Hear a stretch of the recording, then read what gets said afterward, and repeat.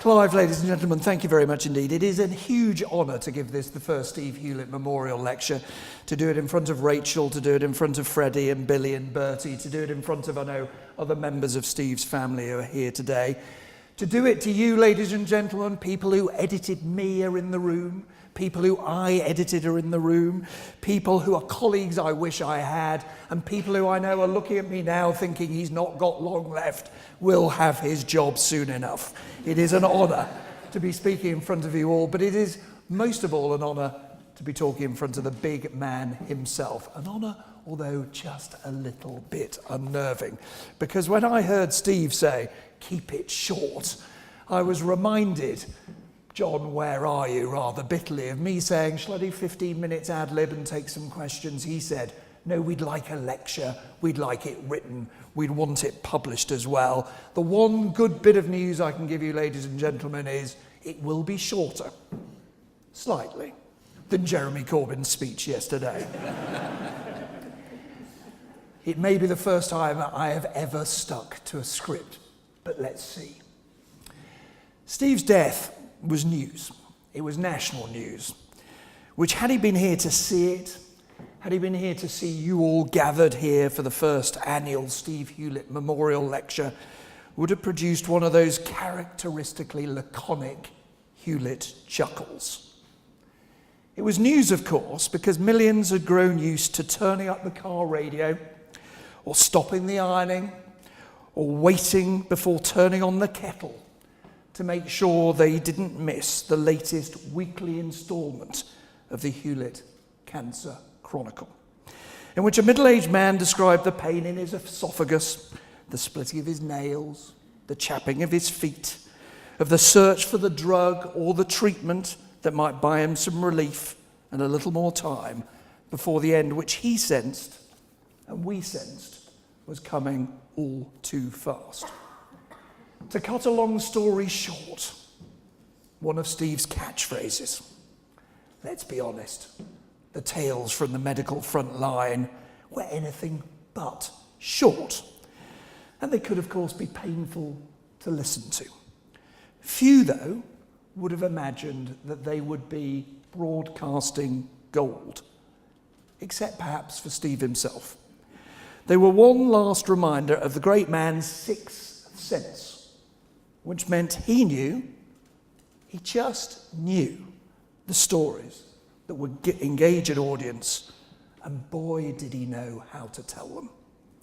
It was something I saw from the very first moment that I met Steve. I was about as establishment as you could get.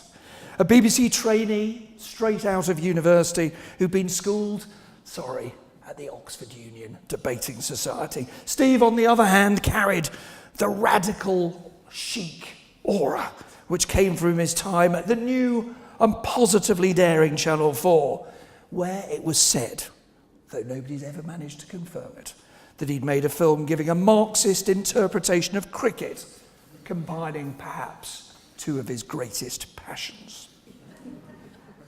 Now, years later, and quite by chance, he would become editor of Panorama, and he would inherit me as his deputy. We accidentally made history together. Not maybe in the way that we would have liked. We became the first ever programme to have an interview with the Prime Minister blocked from transmission after it had been recorded by a court ruling. Now, to cut a long story short, as Steve would have said, it involved me falling out with a certain Alex Salmond for the first, and certainly not the last time, if I can have anything to do with it. Steve could have blamed me. He did get me to call the Prime Minister's spokesman to explain why the interview wasn't running, to be fair, but he didn't blame me. He backed me. It is what great editors do. But let's be clear, ladies and gentlemen, it is something that great editors can only do if, like Steve, they are rigorous in their approach to the facts, they are open-minded to the views of their critics, and they are brave enough to take editorial risks and to defend their team when they do so. Now, even more years after that, he and I would talk regularly, both on and off air, about the issues that he analysed and explained so well as a presenter of Radio 4's media show. It was there that Steve won the Nick Clark Award for an interview which the judges described as challenging, well-argued, well-structured, well-informed, impartial, courteous. A perfect summary of Steve's journalism. But what brought us closer, as Clive has alluded to, was a shared experience of cancer. When I was recovering from the surgery which successfully removed my tumour, but also unfortunately robbed me of my voice, Steve assured me, and indeed wrote in the Radio Times, that the audience would get used to my new throaty sound. And when he told me about his diagnosis, I wrote him a text with a beginner's guide on how to cope with chemotherapy. I still fondly recall the marathon cancer chat we had during a 2-hour drive from my house in London to the University of Essex, where I was going to open a new journalism course. When I finally arrived and finally got Steve off the phone, I realised that I'd forgotten to talk about the only thing that I'd rung him about in the first place, which was journalism and what I should say. Well, tonight I'm determined not to repeat that mistake. I am here to talk to you about the business, you might even call it a calling, which Steve loved. A love and a calling which I know so many of you in this room share. Telling stories about the world we live in. Stories designed to explain it to people, to reveal things they don't, but they ought to know. Stories that educate, that inform, and yes, thank you, Lord Reith, that entertain as well, or what we call, rather less excitingly, news and current affairs. So, to cut a long story short, as Steve would have said, what's my message tonight going to be? It's going to be this. News is too important to be reduced to a 3-letter word, to OMG, or LOL, or WTF, with all else left hidden by those all-powerful algorithms which prioritise emotion, whether empathy or anger, over facts and analysis. But that is the risk that we now face. And given signs of erosion in trust in the UK media, I'll argue that we need to learn from Steve's open-minded willingness to challenge the conventional wisdom. I'll argue that we should embrace a new mission to engage the audience we're not currently reaching. And that will involve diversity. Not just diversity of people, but diversity of thinking. And finally, it will mean we have to remake the case, to get out there, to argue the case for impartiality in broadcast news in this country. But let's begin, as Steve again might have said, at the beginning. When Steve became a journalist, people had the choice, and a few of you might just remember this, of just 3 television channels. There were no news channels, no websites, no blogs, no social media. Apples, they were things you put in a pie. Galaxies were a chocolatey treat. Now don't worry, young folk, this isn't going to become the journalistic equivalent of the 4 Yorkshiremen sketch. I know that you know this, how much the world has changed. But what you might not know is some of the latest data, which preparing for this speech I looked at. When those between 16 and 24 watch, in inverted commas, a broadcast, they only are watching on what their mums and dads would call the telly or the box on just over a third of what the statisticians call viewing occasions. More and more get news on their smartphones, you know that. What you might know is almost half are in bed, a little fewer are on the bus or the train, but wait for it, a third are on the bog. No wonder those same 16 to 24-year-olds are watching less than half an hour of TV news a week, a fall of a third in the past 5 years. So to summarise a little crudely, fewer and fewer young people are watching TV news, as most people in this room grew up doing it. More and more of them are getting it while looking at their phone on the loo. To summarise a bit less crudely, I'm going to quote one of the bosses of those corporate giants who pose the greatest challenge to the way we do things now. The head of Google News. I met him in Silicon Valley a couple of weeks ago, Richard Gingras. He, bear in mind, is no teenage techie. He is a veteran journalist who's had ink on his fingers. Gingras says, "We came from an era of dominant news organisations, often perceived as oracles of fact.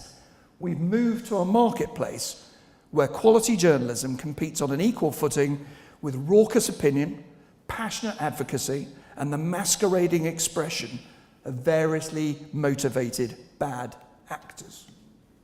He goes on to say that the key challenge we all faced is that affirmation is more satisfying than information, and argues that it always has been. Now, before I move on to what I think we can do about any of this, and before anyone assumes I'm in despair, I ought to just say, for my own organisation, the BBC does still, BBC News, reach 3/4 of adults in the UK each week in the past year, more than any other news provider. And even the young, who I've talked about, do come to us when it matters. 91% of under 34-year-olds came to the BBC's election coverage in the week of the vote. That is an extraordinarily high number.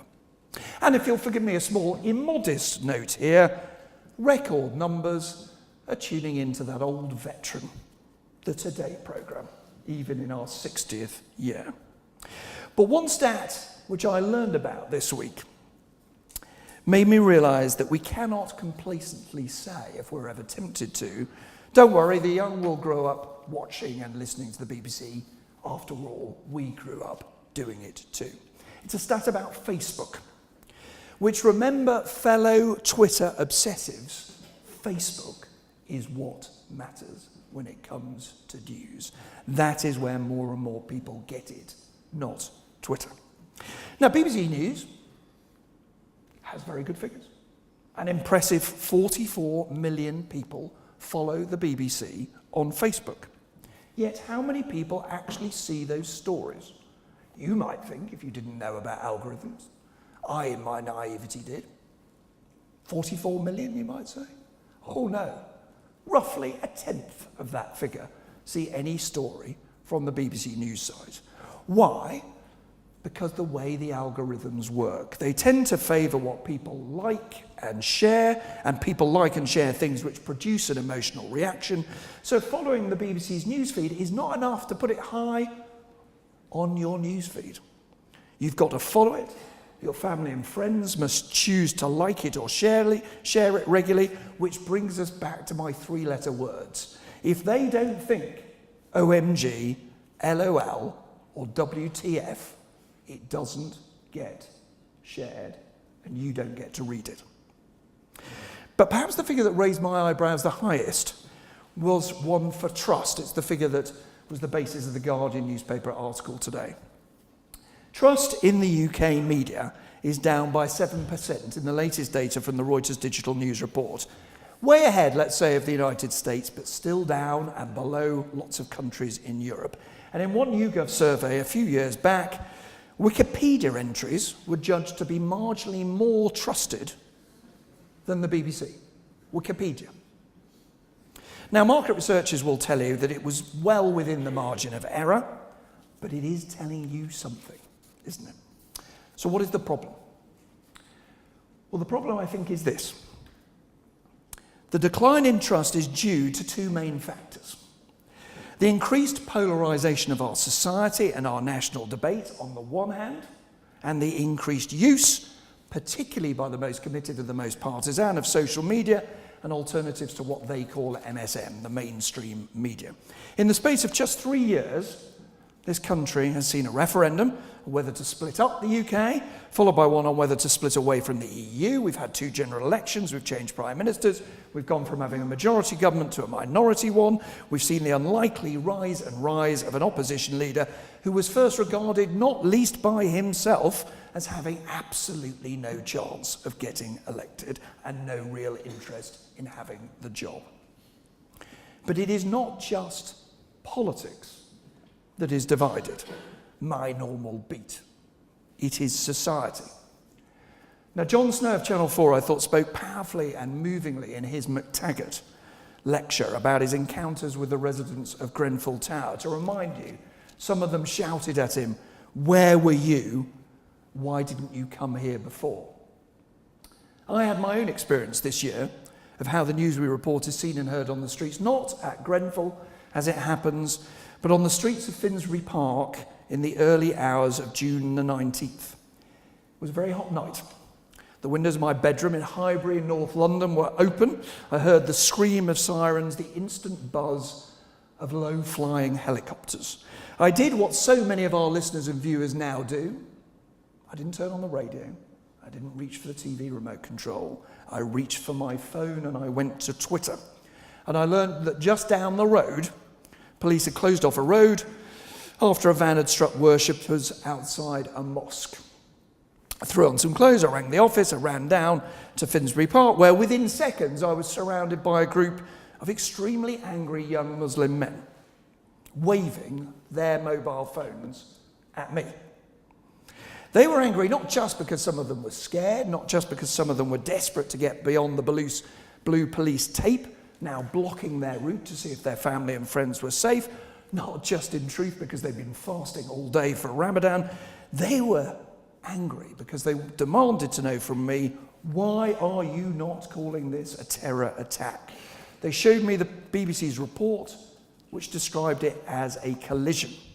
So too, in fairness, did other mainstream media, like Sky News.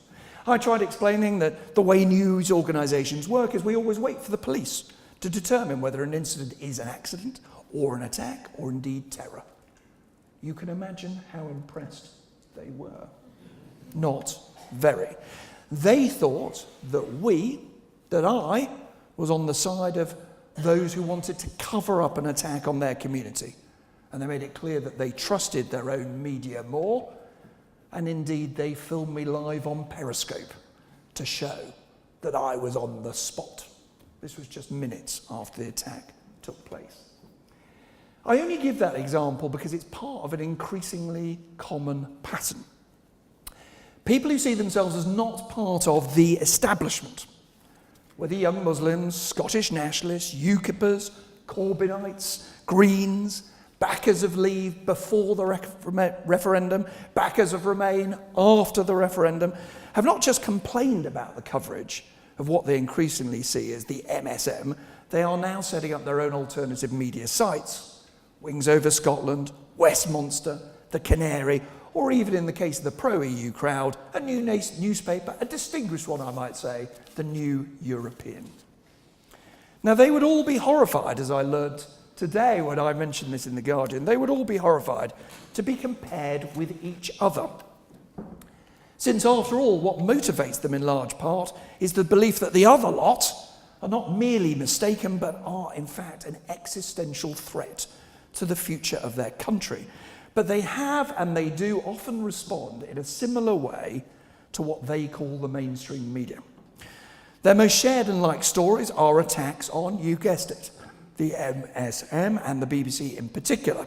They share a certainty fueled by living in a social media bubble that we reporters and presenters are at best craven, obeying some diktat from our bosses or from the government, or at worst nakedly biased. Now, some of the older ones of you in this audience, some of the students of the relationship between power and journalism might say, was it not ever thus? Broadcasters, and the BBC in particular, have after all been accused of bias by politicians ever since a young Winston Churchill launched an all-out assault on the BBC for its coverage of the general strike back in 1926. Churchill said, "You cannot," he argued, "be impartial between the fireman and the fire." And he proposed taking over the BBC, and quite a lot of his successors at 10 Downing Street have been mightily tempted by that proposition. But these times, I argue, are in fact different. Why? Firstly, because the fracturing of our politics means that criticism is coming from all sides and coming from grassroots campaigns, not just whichever of the government or the opposition feels most vulnerable. Secondly, because back then the purpose of the attacks, unpleasant though they often were, was to bully and intimidate the BBC, sometimes ITN, into changing the way it reported a particular story, or to drop this or that programme, or to drop this or that journalist. Not nice, but different. Our critics now see their attacks as crucial to their political strategy. In order to succeed, they need to convince people not to believe the news. Don't believe what you see. Don't believe what you hear. Don't believe what you read if they're telling you.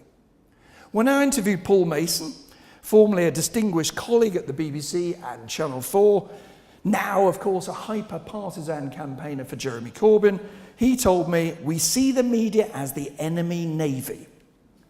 We need our own navy. Campaigners on the left, as well as the right, have been looking and listening and learning from what has happened across the pond. They know that there is method behind what many see as the madness of the Donald's attacks on the failing press, the lying media, and the purveyors of fake news. And you don't just have to look at America. Italy's left-wing populist, Beppe Grillo, has described the Italian media as the opium of the people. They hide the truth to reassure you, whilst you slowly die. In Germany, the right-wing AfD have revived the Nazi insult Lügenpresse, meaning lying press. Attacks on the media, I put it to you, are no longer a lazy clapline delivered to a party conference to raise morale. They're part of a guerrilla war being fought on social media day after day and hour after hour. So if, as I argue, we'd be wrong to simply ignore this, how should we respond? Once again, I turn to the big man.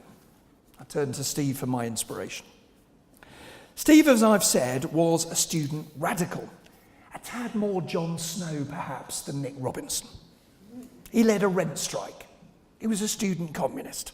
So dangerous that he was he considered that his career at the BBC was held back by one of those famous Christmas trees on his personnel file. I dream of deserving a Christmas tree.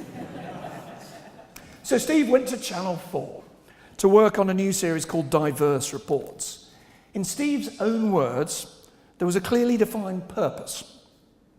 Wherever you can find the liberal consensus, probe it, probe it, probe it. And if there's another way of looking at it, broadcast it.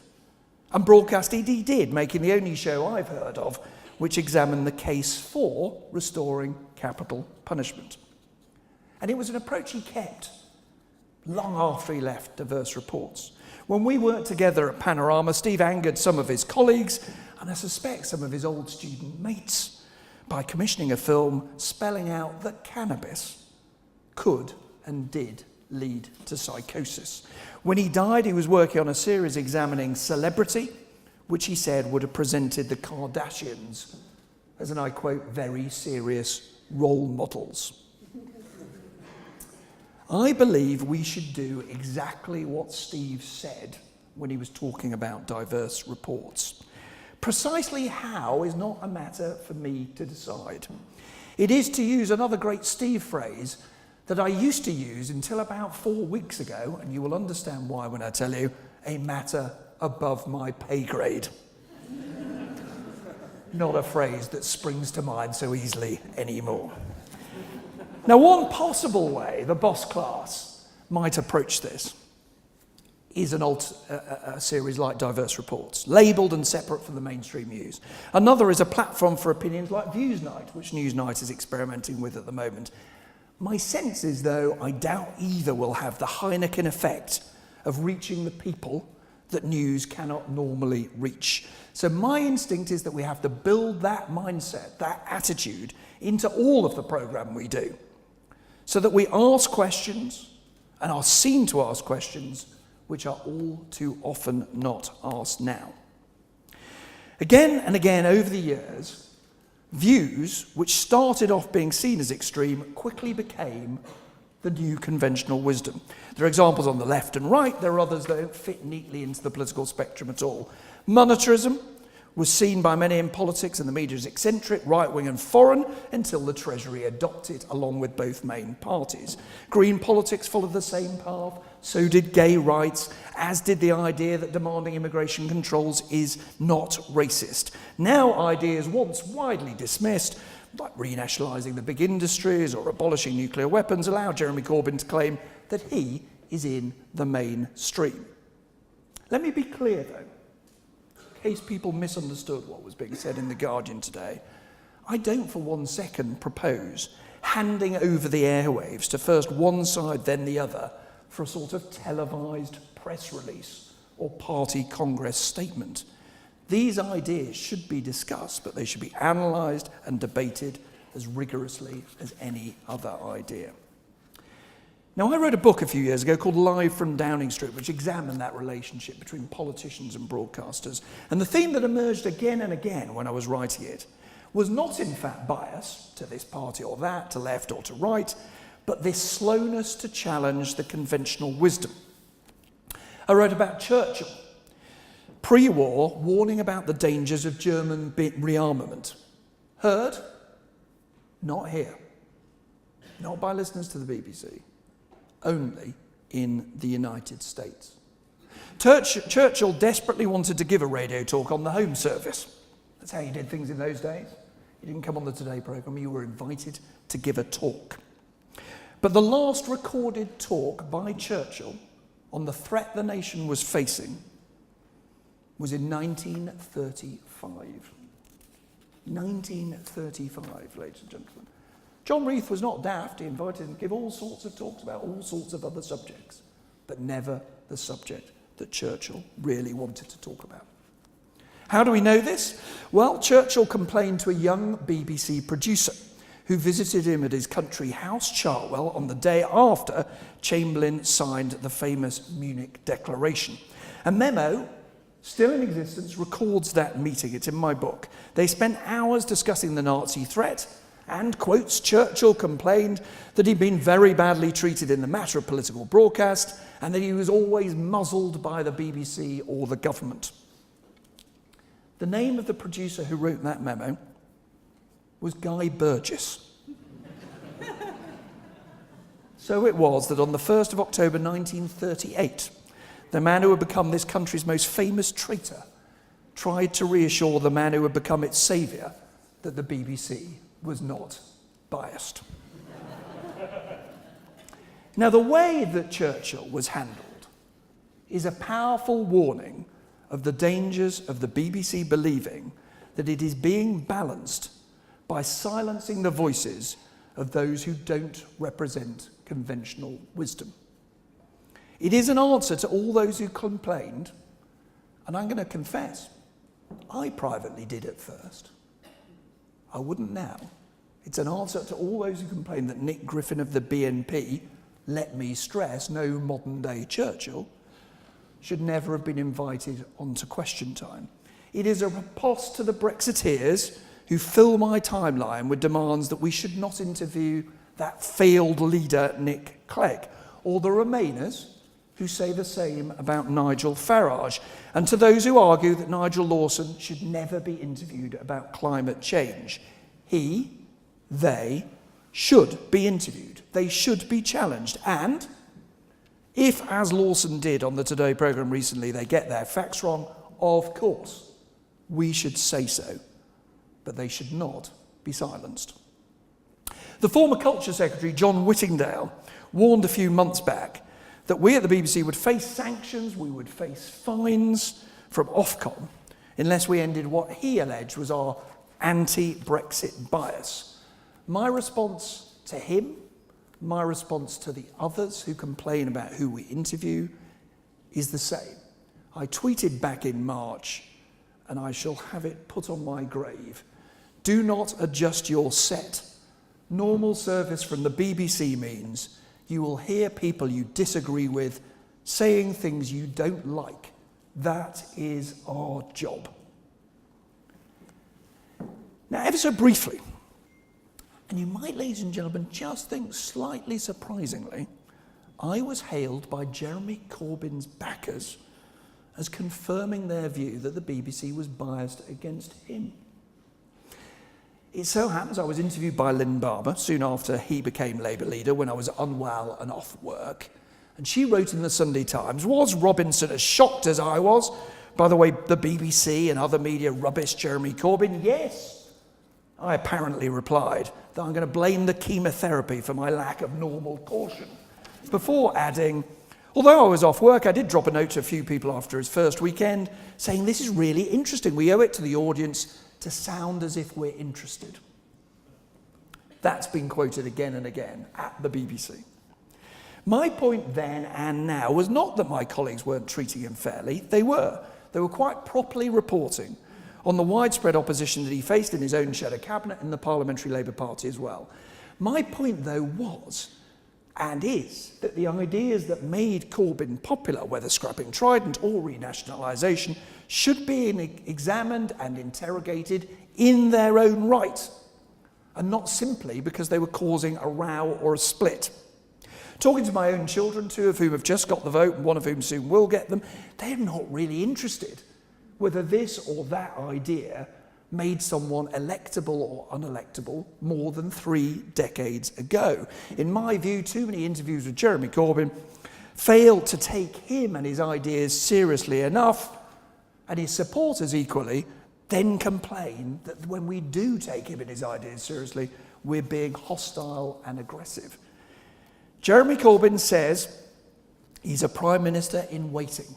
I assume he wants to be treated as such. Now, it's also become fashionable to argue that one of the reasons the media failed to spot political movements like the rise of Corbyn, Brexit, Trump, is because journalists are, to quote, too far removed from those they report on. Those were Jon Snow's words in his McTaggart lecture, when he argued that the media was comfortably with the elite, with little awareness, contact or connection with those not of the elite. Now, Ofcom's chief executive, Sharon White, has told broadcasters that the regulator will soon start asking them to provide more data on the class, not just the gender, not just the race, the class of those they employ, the background. And the BBC's James Purnell has said the corporation is considering introducing targets. And once again, when I was thinking about this, I think back to my experience with Steve. We first met, I alluded to it, on a current affairs programme called Brass Tacks, based in Manchester. In Manchester, ladies and gentlemen. Note that, not in London. I was from the area, he'd been a student there. We had a different perspective from the people down south. And our team included a former merchant seaman with a broad Scouse accent I could scarcely understand and arms covered in tattoos. And yet I've not worked with a single person like him since I got a proper job in television. Why not? When I was political editor, I often felt that the best known member of my team was a man you may have heard of called Gobby, Paul Lambert. Known as Gobby because he was the guy who stood in Downing Street shouting questions at those going in or coming out and asking them whether they were going to resign. And he did it with the rootless, not with the rootless received pronunciation of all too many of my colleagues, but in the estuary English spoken by millions of people who watch us.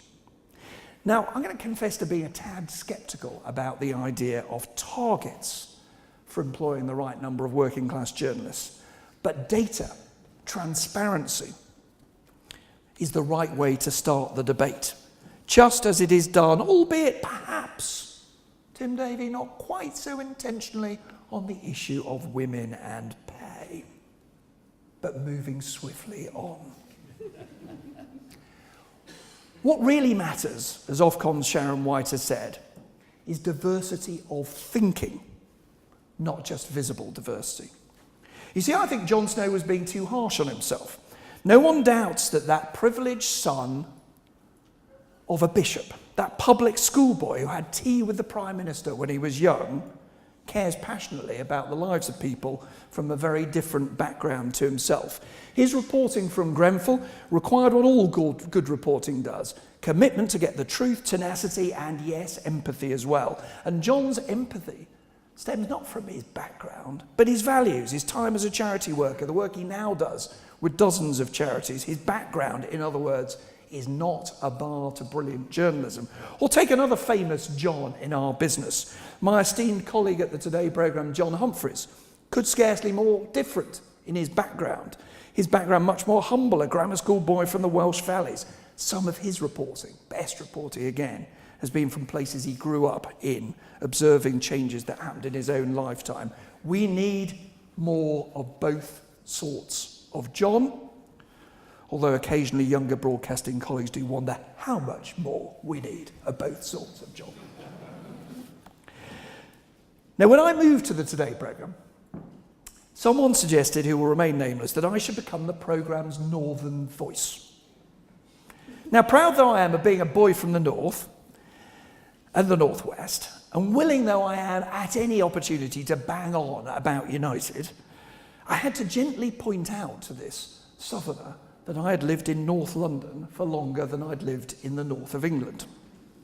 However, this boy from the right side of the tracks, from what used to be called the Cheshire Stockbroker Belt, from the village Wayne Rooney now hides in, loves nothing more than getting out of his own comfort zone. A few years back, I made a documentary called The Truth About Immigration, which pointed out what I thought was blindingly obvious, but apparently was deeply controversial when I said it.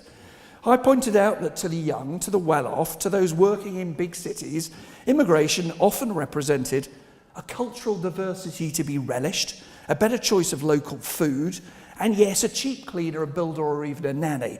But to other people, it represented an unsettling and unnerving change in their area, an overcrowded GP waiting room or queue to get into the local school, and competition for both jobs and wages.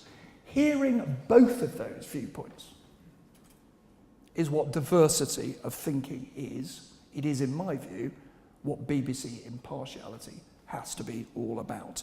And it involves not just who we employ, but how we do our jobs. It means we need to employ people who get off their arses and stop looking at computer screens. People who get out, who study what people are thinking, who are interested in them. What it certainly does not mean is extending still further the fatuous vox populi that is a substitute for a serious examination of voting attitudes.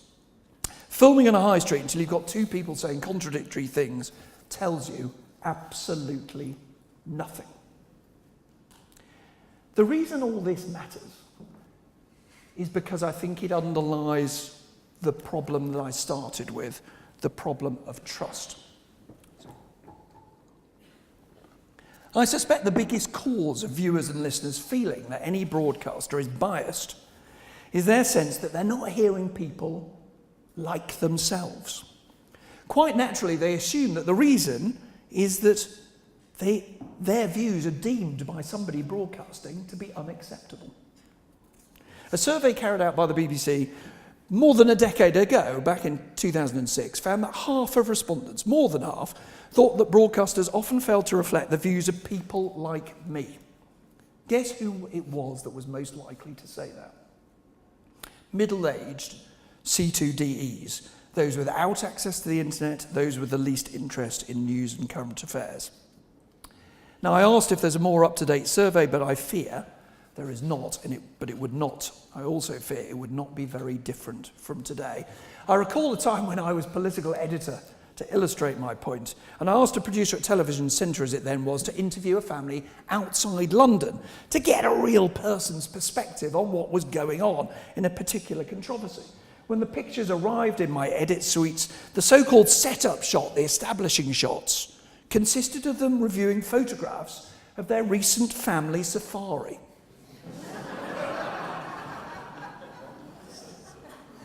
I demanded to know from the producer just how many people in Britain they thought could afford the £5,000 to £10,000, maybe more, that you would pay for a family safari.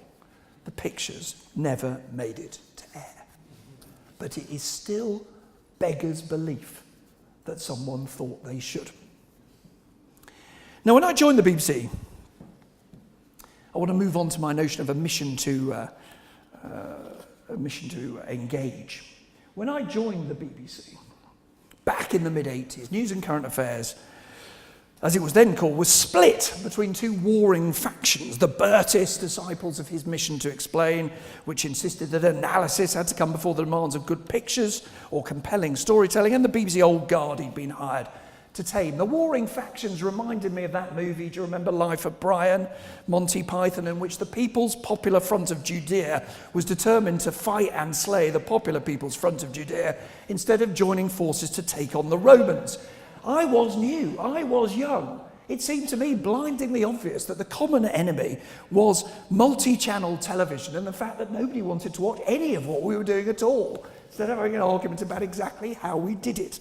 But this did not make me very fashionable. I'd been recruited by the old BBC, but I was in fact promoted by the new lot, by the Burtists. And I remain, forgive me ladies and gentlemen, because I can see some people who will not agree with this, an unapologetic cheerleader for Bert's view that knowledge and expertise are critical to good reporting. The specialist editors at the BBC, which have now spread to ITV and Sky, are his legacy. Current affairs, maybe a different story. But I propose that alongside the Bert mission to explain, it is now time to adopt a mission to engage. To reach out to those who don't currently make the BBC their first choice, either because they don't treat news bulletins and current affairs programmes as appointments to view and consume an increasing part of their news via social media, or because they're convinced that we're part of the mainstream media and not to be trusted.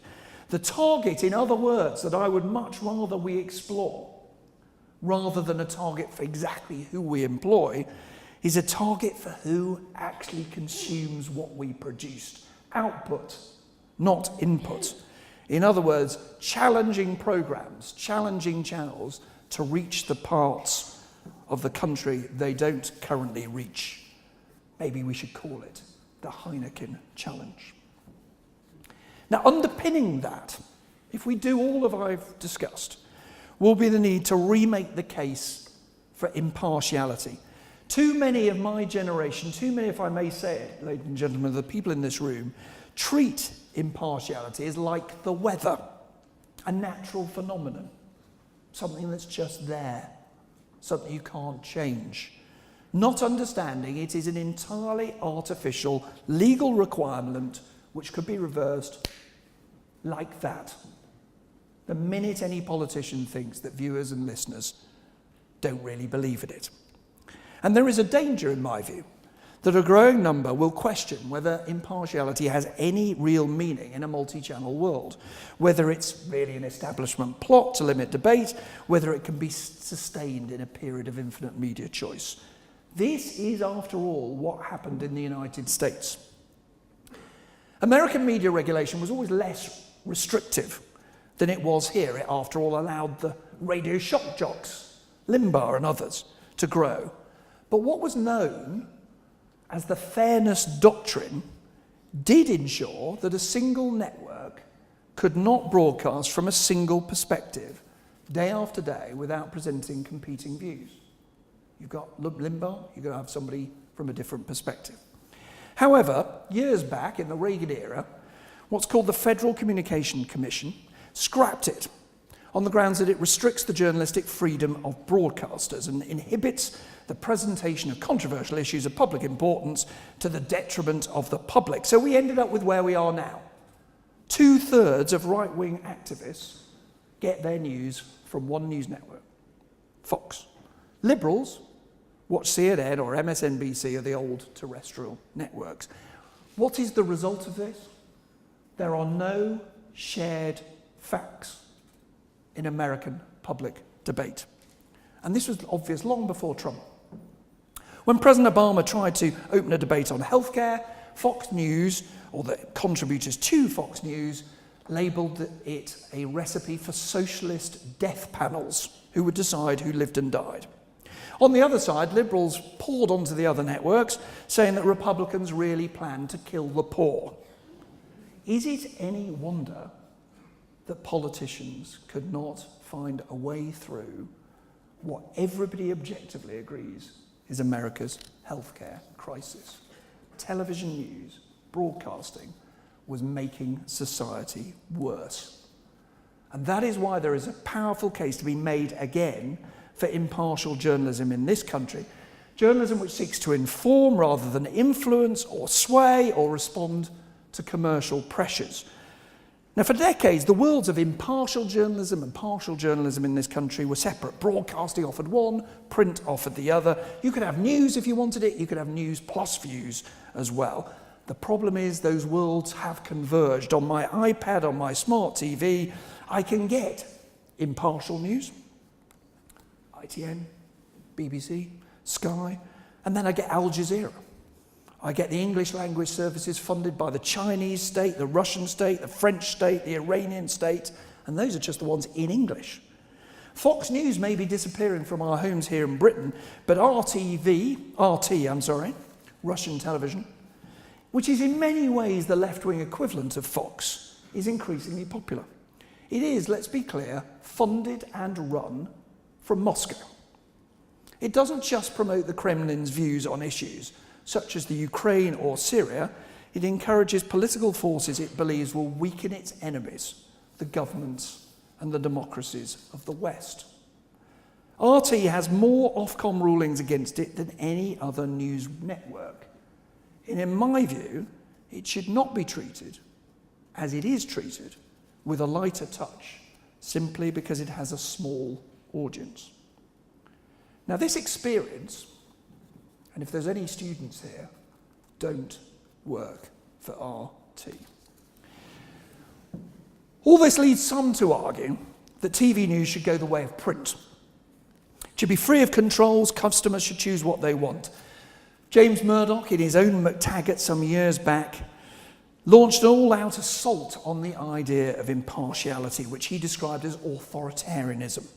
How, he asked, in an all-media marketplace can we justify this degree of control in one place and not in another? The effect of the system is not to curb bias. Bias, he said, is present in all news media, but simply to disguise it. We should be honest about this. It is an impingement, said Murdoch, on freedom of speech and on the right of people to choose what kind of news they want. And before the 2010 election, a senior Tory source told me they agreed. And they had a plan to neuter Ofcom and to change the broadcasting rules. Rupert Murdoch, let's remember, has described Sky as BBC Light. He was once asked whether he wanted to make his British channel more like Fox. I wish, he replied. Now, naturally, as an impartial BBC man, I have no views at all on whether the Murdochs should or should not take control of Sky News. But I think this debate about impartiality is a very real one. And I believe that we cannot any longer rely on our past and our record to make our case, important though they are. We have to be loud and proud, telling our audience that the BBC is not owned, not run by, not controlled by the government, by media tycoons, by profit-seeking businesses, or those pursuing a political or partisan agenda. And indeed, I'm speaking about the BBC, a proud case can be made on behalf of ITN and Sky News as well. The BBC is staffed by people who, regardless of their personal background or their private views, and we should say this, are committed to getting as close to the truth as they can and offering their audience a free, open and broad debate about the issues confronting this country. They will always seek to broadcast what they know, be open about what they don't, and ready to admit when they get things wrong. To deliver what Carl Bernstein, the great Carl Bernstein, says is the best obtainable version of the truth. And I would like to see us put that up in lights. So just drawing to a close, how do we broadcast the best obtainable version of the truth? I want to go back to my experience that night in Finsbury Park. I'm making no criticism of the people who ran the newsroom that night. They were doing their job. It was far from unique. When the bomb went off in Manchester Arena, we called it an explosion for a long time. We didn't instantly call it a terror attack. Caution in these situations is right. The BBC would rather not be first for news if it earns the joke slogan, not wrong for long. But, and this is the point I wanted to make, it taught me a lesson.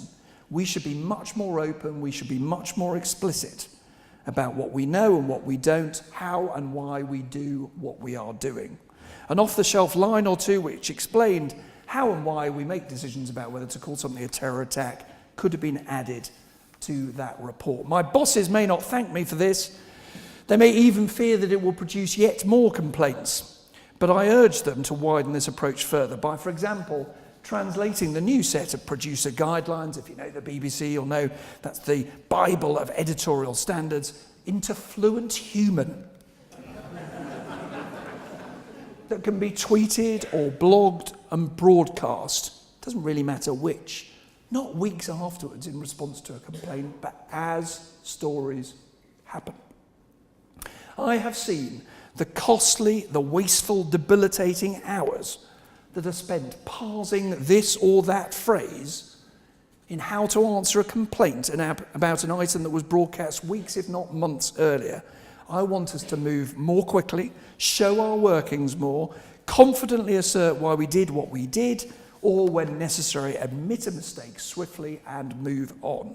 Let us not leave the editorial debate on the metaphorical cutting room floor along with the footage we didn't use. Let's pin some of it up. And then when complaints do follow, simply point to it. Say, we told you then why we were doing what we were doing. Now, permit me a last word, if I may, about why, despite all the turbulence I've described, and we're all familiar with, I am confident about the future. It is thanks to the success of the programme which 60 years ago almost became known as Listen While You Dress. Or even better, Background to Shaving. In the year I joined the BBC, the Today programme, as it had become known, was threatened. Or so we were told, by the latest American import. Not nylons, not Mars bars, not burgers. But wait for it, ladies and gentlemen, the threat of breakfast television. Frank and Selena on the BBC sofa, the so-called famous five, Parky and Anna and Frosty on TVAM. They'd knocked Today finally off its perch. But you know what? They haven't, have they? Today survived. Today has a record audience in the era of Twitter and Facebook, podcasts and downshifting, viewing on your iPad, and yes, reading the news on the loo. Why? Because at its best, Today tells the audience what they need to know in a way they understand, hearing not just from political and business leaders, but from the best and brightest in science and the arts and religion, and yes, fashion as well, one of Britain's most successful industries. It broadcasts to, and must, in my view, hear more from the experiences of ordinary people with stories to tell, not, I stress, the two-a-penny opinions of the TV vox pop or the radio phone-in. It succeeds not because it necessarily makes people go OMG or LOL or WTF, although hopefully we do that quite often. It succeeds thanks to another of Steve's phrases. The phrase that I'm fondest of, that Steve taught me, the phrase I still use, the phrase I once used in a briefing about the Chancellor's budget, which became an entire column by Michael White in The Guardian, was the my mum test. Now, I hope I'm not patronising Steve's mum, Vera. I hope I'm not patronising my mum when I say the very best test of our journalism, whether it would seem relevant, comprehensible, engaging to our mum, or of course our dad, or our brother or sister, anyone of any age or gender or background who is not a news junkie or a political train spotter. In a world, ladies and gentlemen, in which there is ever more information, but it gets ever harder to reach the people you want to reach, our challenge is to engage people we once took for granted. It is that mission which, along with the Steve Hewlett Scholarship, would be a fitting and proper testimony to Steve Hewlett. Thank you.